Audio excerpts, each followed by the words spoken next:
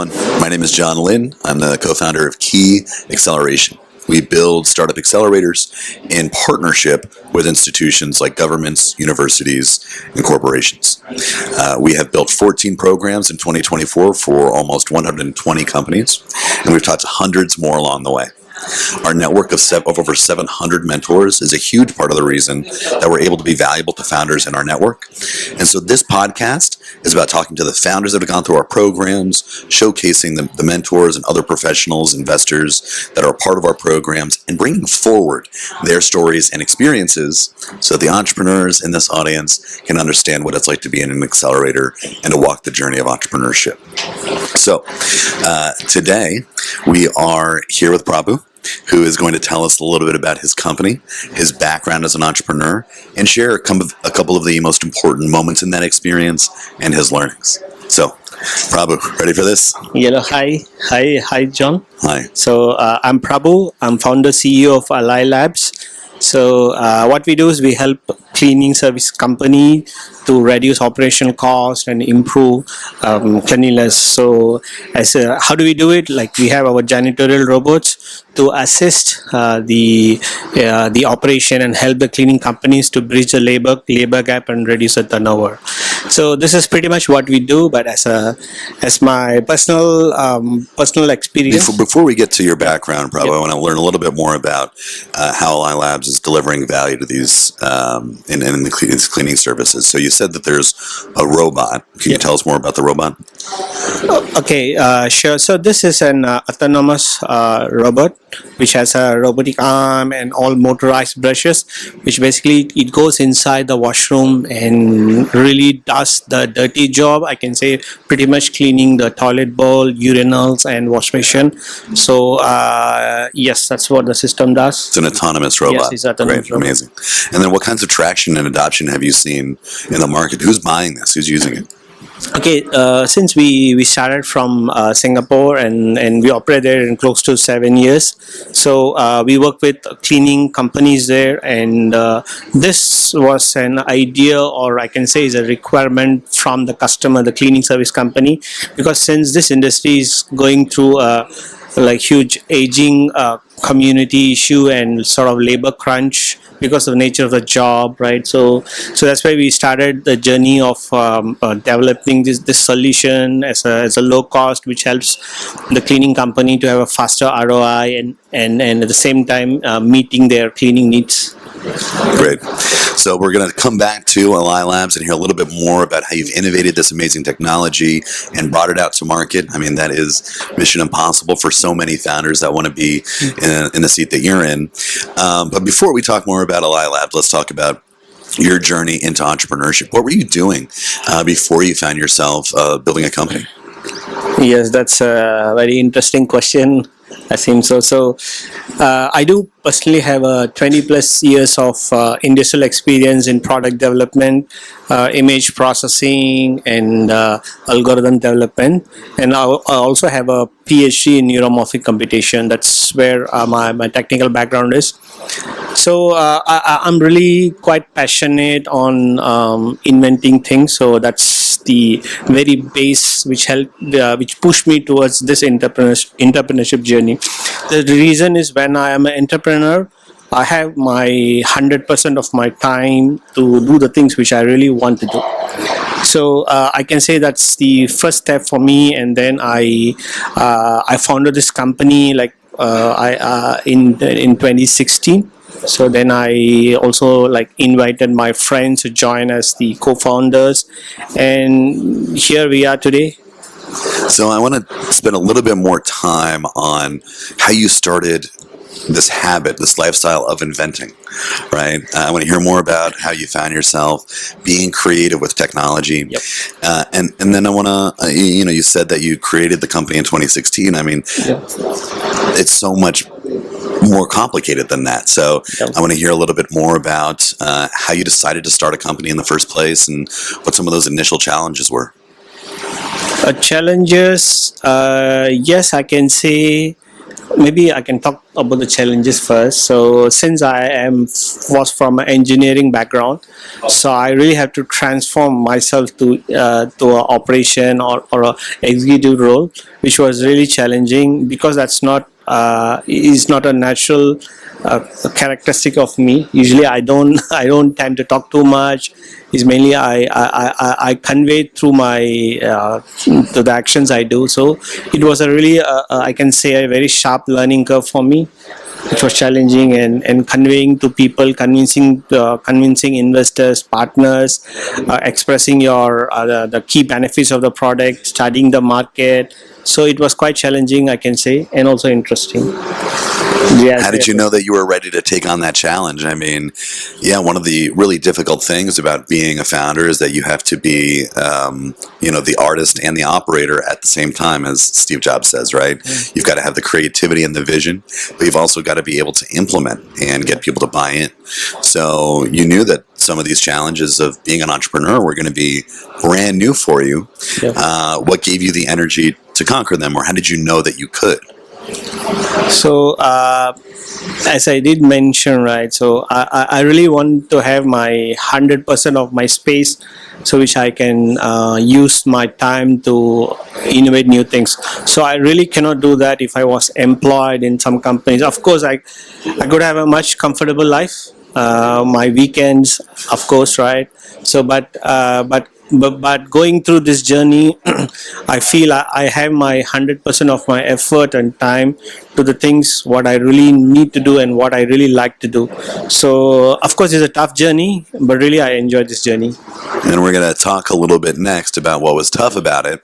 But that's actually really interesting because we hear that with some regularity from founders, right?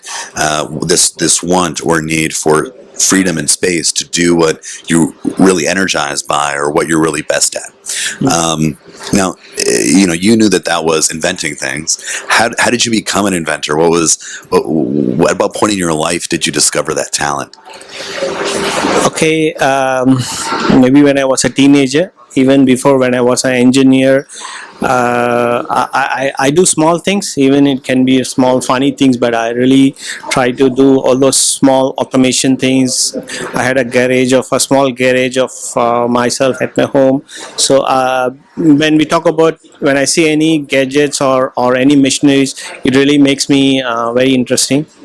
So I really see life in those machineries I see, and I really connect with them straight away. So this is something which also pushed me towards to be an engineer and then an inventor and then an entrepreneur. What was your favorite thing that you invented before ALAI Labs? Before ALAI Labs, right? Maybe a small radio amplifier. That was my very first invention, which really worked.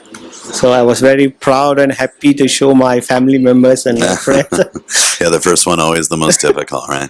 Yeah. Okay, well, let's move into the ALAI Labs journey. So you decided to start this company in 2016, knew that there would be some aspects of your own personality and talents that would challenge you, as well as just how hard it is to be an entrepreneur at all. So what were some of the early wins and obstacles? I can say the early days were really tougher.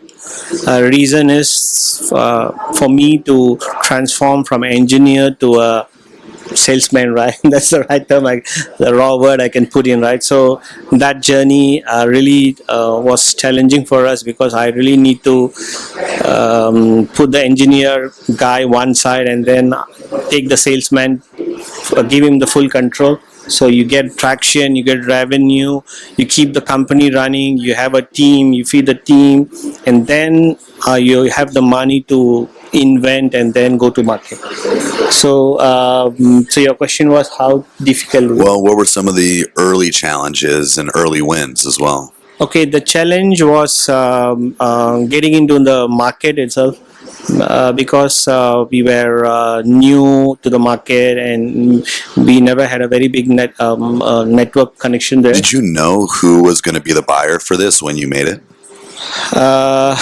We had, but but in a way we were also wrong. We did figure out when we started entering the market, we were not successful on the early stages. What was your initial hypothesis about who the buyer or who the user would be? Maybe we thought we were focusing on B2C sort of markets. We thought when we have a technology, I think sure we can enter the B2C easily. So that wasn't true unless they really see a value and to the solution itself. And then we never did a proper competitor analysis in the initial days, and that were the struggling periods. But slowly we learn and we shift from B2C to B2B. That's why we really getting our success rates higher, because we were focusing on what customer want and how we can apply our core strength and capabilities to deliver the solution they want, and we see a ROI for them, and they have no problem in paying us. So that is a easy win-win for both parties. How did you decide to pivot the customer from an individual user to a business? I can say it's trial and error. We were talking, it's trial and error, I can say, and we got one success in B2B, and then we understood, okay, this was a comparatively, even though it's hard, but the success rate is higher in B2B. So then we started entering the B2B market. Yeah, and for the founders out there, 95% of venture-backed businesses are B2B. This is one of the reasons, right? There's more established buying power and authority than aiming for an individual customer. That being said, there's a lot more competition for a business customer, and there's a lot more proof. So probably you just said that you were able to show ROI more quickly with these new customers. Why was it easier to show ROI with the business customer? Because we really understood their problem statements and how much our technology can save them. So we really understood the maths there, and it was very easy go for us. So we really don't have to convince the customer so very hard. So we show them. We started with the POC. They really liked us, and we started getting more projects. So I can say like one of our achievement, best of the best, I can say we want to sign a contract for 10 years in a government project. I can say I'm really happy about that. I'm happy for the team as well. There was an intense dedication from my team to get this project as well. So technically there also was a lot of challenges, so which we really like. We enjoy taking up technical challenges, so we really enjoy the journey, and then here we are. I think you've got to enjoy the struggle to some extent. Yes. If you're going to be in an entrepreneurial role, right? Because it's a struggle to solve problems, but it's also extremely exciting and full of learning when you're able to. And that usually leads to some sort of progress. Okay, and then I think the other important thing that you said there is you got one business customer, and that signal was so much stronger because they were more quickly willing to pay. They were happier with what they got, and I think those signals that you encounter on the journey of going to market that an entrepreneur should really listen to. I was just talking to an AI founder this morning at a conference I spoke at, and he said, we need to build an enterprise version of our technology. And I asked him why, and he said, well, because that's where the market is. And I asked him, do you have a customer? And he said, yeah, we actually have a real estate firm that is. And so I said, why don't you just build for the customer, right? That you've got. That's such a rare signal. So, great to hear that you listened to that, and it brought you to the next level. Thank you. Yep. So do you have a particular moment that you remember, either positive or negative, over the course of building the company that you can share? You asked me on negative. Yes, negativity is you will face in every day. There's just challenges and hurdles, but you have to think about the positivity, like what is your end goal, and then you try to move forward and try to resolve all the issues you face, and just try to forget or learn from the mistakes you do. Can you tell us a particular mistake that you made or a particular problem Okay, that was difficult? just going back to the earlier days. Yes, so we did when we started, like the B2C was a mistake. We never did a proper go-to-market study. We never did a competitor analysis. It's just was we were excited with the technology what we have. We thought the whole world is going to embrace us with the technology, which really never happened. So we realized this when we turned into B2B and started getting real business. Then really it made sense. So the technology without a need is nothing. Yeah, There's a huge mistake many entrepreneurs make early on is getting so excited about the product or the technology that they've innovated, Yes. and wanting that to just find its way with customers, and it just doesn't work like that. Okay, well, our last question, as always, is, Prabhu, to the entrepreneurs in the audience, what's one thing that you've learned that you want to share with them, or one recommendation that you would make to people that are considering being an entrepreneur? Okay. So what I can say is this is a journey. So there is no don't put an end goal to this. It's a journey. Just try to enjoy the journey, and the more important is, like when you are entrepreneur, you can see people around you working for you, working on your dreams to get true. So I think that makes you more happy, more than running a company making profit loss, right? So you see the long run. You take this as a journey. Just keep moving forward. And don't stop. Even if it's slow, just keep moving, and don't quit. So that's what time is a powerful ally. Yeah. The longer you stick around, the more good things will happen. Yeah. What's next for ALAI Labs? Right now we are exploring to enter US market. So that's why we are here. We are taking part in accelerator programs, and you guys helping us with that. So all the networking session and all the go-to-market study, all the mentor rounds is really giving us more feedbacks and inputs, not from a technology perspective, but more on the user front. So that's our next step is to try to enter US market, but come in slow but steady, and yeah, that's the plan. Well, keep us updated, Prabhu. We're proud to be a part of that journey. And everybody, thank you for joining us today in this conversation with Prabhu about his company, ALAI Labs, and his journey as an entrepreneur. You can find more out about both his company and our accelerator online. We will have information about all of that attached here. Thank you for joining.